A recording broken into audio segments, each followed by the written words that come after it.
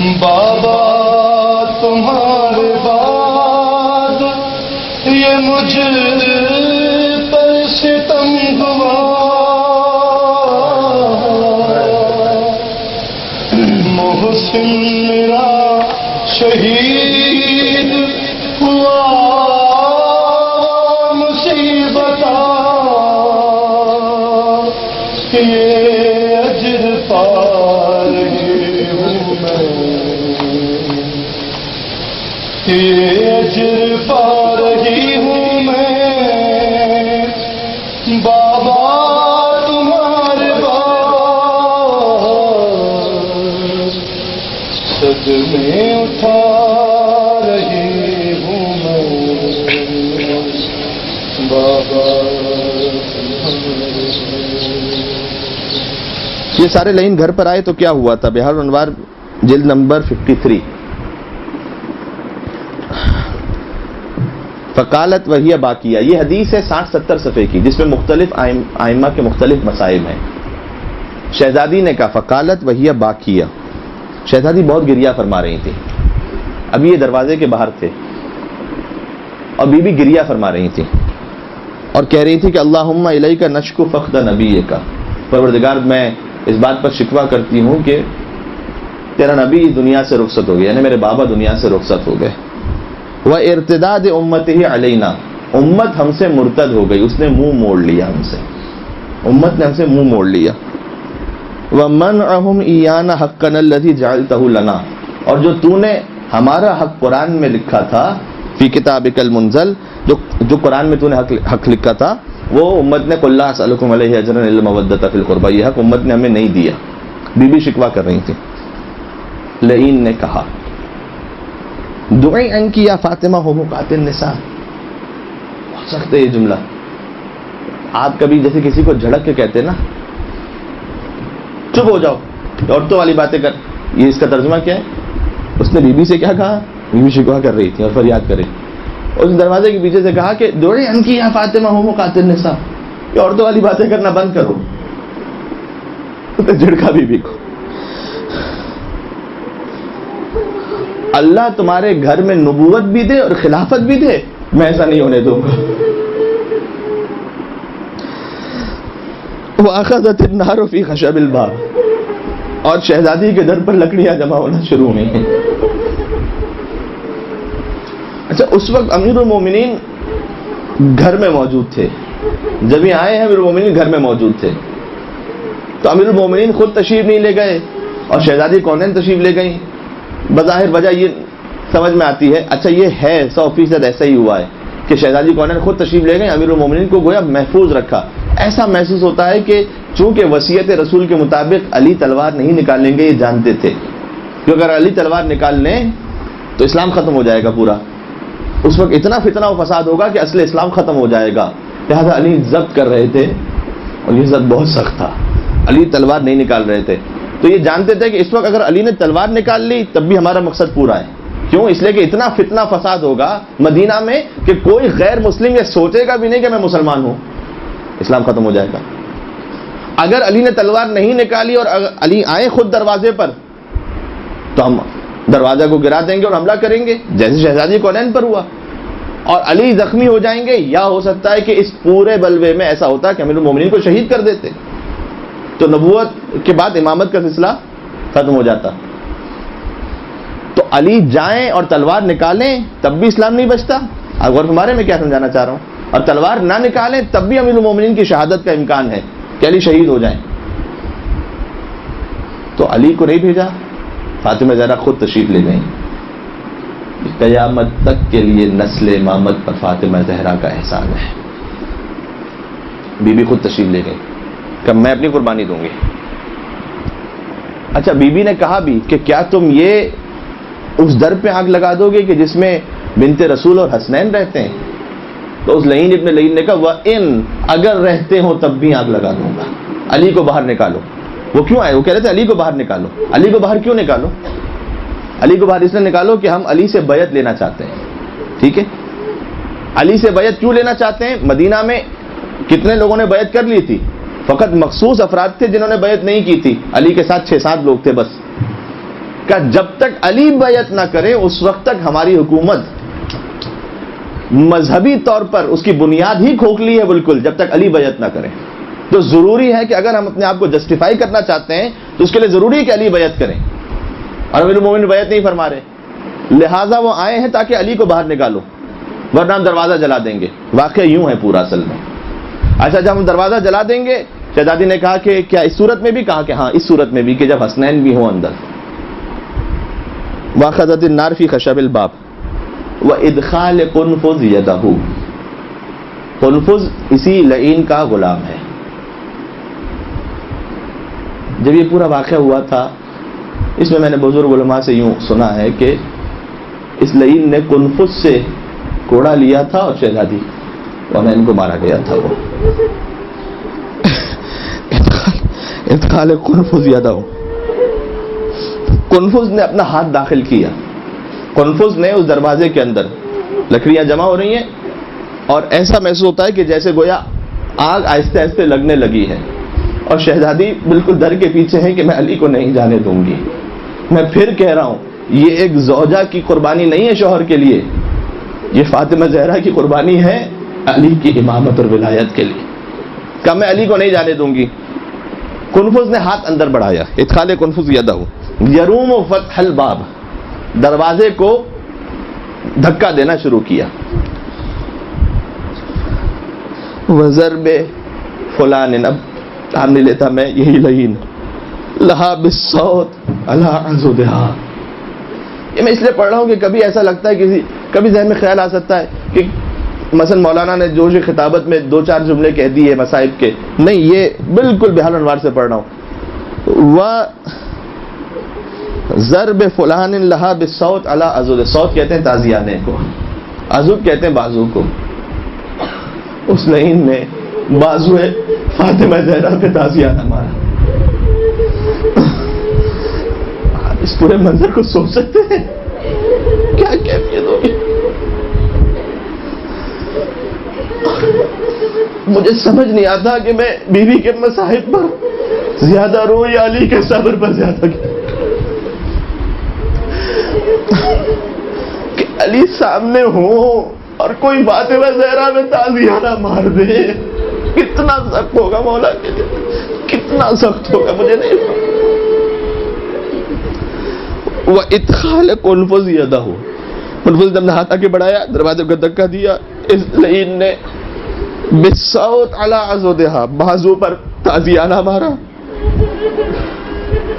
کون سا تازیانہ؟ حتی صار کالدملج الاسود، یہاں تک کہ بازو بند ہوتا ہے نا، جو بازو پر مثلا پہنا جائے، تو یہاں اس روایت میں ہے کہ گویا بازو بند کی طرح ایک پورا نشان شہزادی کے بازو پر ان کی شہادت تک باقی رہ گیا.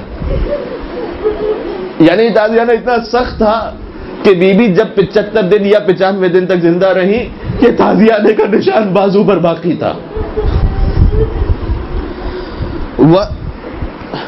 اب آپ سوچ رہے ہیں آگ بھی لگ رہی ہے اور قنفذ نے ہاتھ اندر بڑھایا ہوا ہے.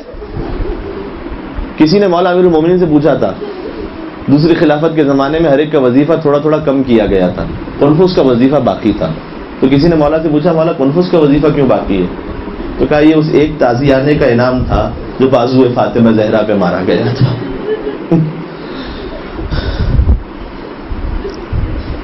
تازیانہ بھی لگے. اب کیا ہوا؟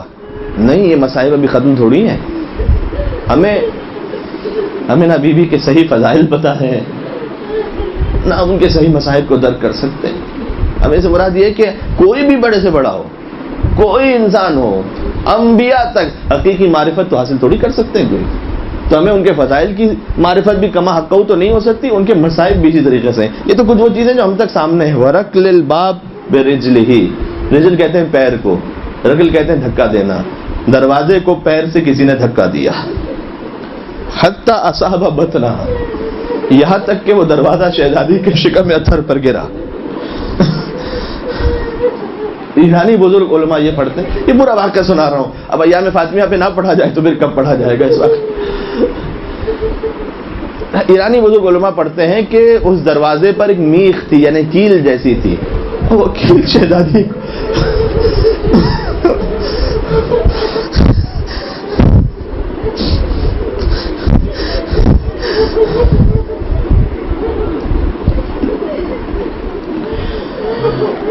دروازہ گرا. وہی اچھا دروازہ گرنے پر کیا ہوا؟ وہی حاملۃ بالمحسن لستۃ اشہر. محسن سے شہزادی حاملہ تھی 6 ماہ ہوئے تھے. بہار الانوار جلد نمبر 53 صفحہ نمبر 19 سے پڑھ. محسن سے 6 ماہ ہوئے تھے. بہوج اب بی بی پر دروازہ گرا ہوا ہے. حضرت محسن علیہ الصلوۃ والسلام سے شہزادی حاملہ تھی. یہ روایت کا جملہ ہے. اب اس سلسلے میں نہیں ہے, یہ ایک اور کتاب سے جملہ پڑھ رہا ہوں. گویا تازیانہ بھی لگ گیا, دروازہ گر گیا. تو یہ خود لعین یہ کہتا ہے کہ جب میں نے دیکھا کہ بنت رسول پہ دروازہ گرا ہوا ہے تو ایک لمحے کے لیے مجھے رسول زادی پر رحم آیا کہ بی بی حاملہ بھی تھیں, تازیانہ بھی لگا ہے, اوپر دروازہ بھی گرا ہے, محسن کی شہادت. ایک لمحے کے لیے مجھے رسول زادی پر رحم آیا. لیکن اگلا جملہ اس لعین نے کہا کہ بغض علی مجھ پر غالب آ گیا. یہ خود اس بات کی دلیل ہے کہ فاطمہ زہرا کی شہادت ہے علی کی ولایت کی. یہ علی کی ولایت. وہ ہجوم فلان, اچھا ہجوم حملہ ہوا اور بی بی پر دروازہ گرا ہوا ہے اور حملہ ہوا. انفذ حملہ کیا. وصفق ہی خدھا. اللہ اکبر. اس موقع پر پھر چہرہ اطہر پر گستاخی کی گئی, تماچا مارا گیا. حتی بدا کرتا. اب بی بی پر دروازہ گرا ہوا ہے, بی بی پر دروازہ گرا ہوا ہے. حتی بدا کرتا تحت خمارہا, وہ جو پوری چادر تھی وہ آپ کے ذہن میں رہے, وہ جو پوری مکمل چادر تھی اس کے تحت بی بی نے اپنے بالوں کو پریشان کیا. وہی تجہر بالبکا, اور فاطمہ فقط روئی نہیں, بلند آواز سے بی بی نے بکا کرنا شروع کی. وتقول, اور کہا واہ ابتا, اے میرے بابا, واہ رسول اللہ, اے اللہ کے رسول, ابنتو کی فاطمہ تو کذب. اتنے مصائب میں کہ جب تازیانہ بھی ہے, جب دروازہ بھی گرا ہے, محسن کی شہادت ہے, بی بی نے پہلا جملہ ان میں سے کچھ نہیں کہا کہ اے بابا ابنتو کی تو کذب, تیرے باپ تیری بیٹی کو جھٹلا دیا گیا, جھوٹا کہا گیا. اس سے کبھی کبھار میں عرض کرتا ہوں کہ شاید یہ بی بی کے لیے دل میں سب سے بڑا دکھ ہوگا کہ اتنے مصائب میں بھی پہلے یاد کیا اس بات کو کہ آپ کی بیٹی کو جھٹلایا گیا بھرے دربار میں. وَتُضْرَبْ, اور مارا گیا. وَيُقْتَلْ جَنِينٌ فِي بَطْنِهَا, اور میرے شکم میں جو جنین یعنی محسن اسے شہید کر دیا گیا. اب اتنا ہو گیا, بی بی نے پہلے فریاد بلند کی اور اس کے بعد بددعا کے لیے گویا ہاتھ بلند کیے. اب جب اتنا ہو چکا, وہ خروج امیر المومنین من داخل الدار, اب علی اپنے گھر سے باہر تشریف, اس لیے کہ اب جو کچھ ہو چکا اس کے بعد علی آئے, اس لیے کہ اب یہ امکان نہیں تھا کہ وہ علی پر بھی حملہ کریں. ٹھیک ہے, تو گویا یہ سب کچھ شہادت, یہ ساری قربانی شہزادی نے پیش کی, امیر المومنین کو محفوظ رکھا. اب علی وخروج امیر باہر تشریف لا من داخل الدار, گھر کے اندر سے, محمر العین, لیکن علی کی آنکھیں سرخ ہو چکی تھی. وہ ضبط ہوگا نا امیر المومنین کا, محمر العین, اور آئے اور بی بی سے پہلے آ کے کہا فواللہ یا فاطمہ, خدا کی قسم اے فاطمہ زہرا, لئن فعلت ذلک, اگر اس وقت آپ نے بد دعا کی, لا ابقى اللہ علی الارض من یشہد ان محمد رسول اللہ, تو اس پورے روئے زمین پر آپ کے بابا کا کلمہ پڑھنے والا کوئی نہیں بچے گا. یعنی مولا خود ضبط کر رہے تھے, لیکن شہزادی کو اتنا صبر عطا کیا ہوگا کہ اے بنت رسول آپ بد دعا نہ کریں, اس لیے کہ اگر آپ نے بد دعا کر دی تو کوئی نام رسول لینے والا نہیں بچے گا. اور خالی نام رسول لینے والا نہیں, ولا موسیٰ, نہ موسیٰ بچیں گے, ولا عیسیٰ, ولا ابراہیم, ولا نوح, ولا آدم, کوئی باقی نہیں بچے گا. ولا دابۃ تمشی علی الارض، نہ زمین پر چلنے والا کوئی بچے گا. ولا طائرا فی السماء، نہ آسمان پر اڑنے والا بچے گا. ثم قال، اس کے بعد مولا علی نے کہا، اس شخص اس لعین سے کہا، لک الویل من یومک ھذا، آج کے بعد تیرے لیے ہمیشہ کی تباہی اور بربادی ہے. اخرج قبل ان اشفر سیفی، اب یہاں سے چلا جا اس سے پہلے کہ اب تلوار نکال لو. خود یہ جملہ امیر مومن کیا بتلانا چاہ رہے ہیں؟ یعنی اب ضبط کا وہ عالم ہے کہ کہیں ایسا نہ ہو کہ اب تلوار نکال لوں، اب چلا جا. اور جو امیر المومنین نے اس غیظ و غضب کے حالت میں کہا کہ اب میں تلوار نکالوں گا، اب چلا جا، تو یہ ہجوم واپس پلٹا. جیسے تھوڑا سا واپس پلٹا، صاح امیر المومنین بفزہ، مولا امیر المومنین نے فزہ کو بلایا اور کہا، یا فزہ مولاتک فاقبلی منہا ما تقبلہ النساء، ذرا اپنی شہزادی کے پاس جانا. خود کیوں نہیں گئے؟ کتنا مسائل کا جملہ ہی کہ ذرا اپنی شہزادی کے پاس جانا. لیکن محسن کی شہادت ہو گئی ہے، ایسے موقع پر ایک خاتون کو دوسری خاتون کی مدد کی ضرورت ہو.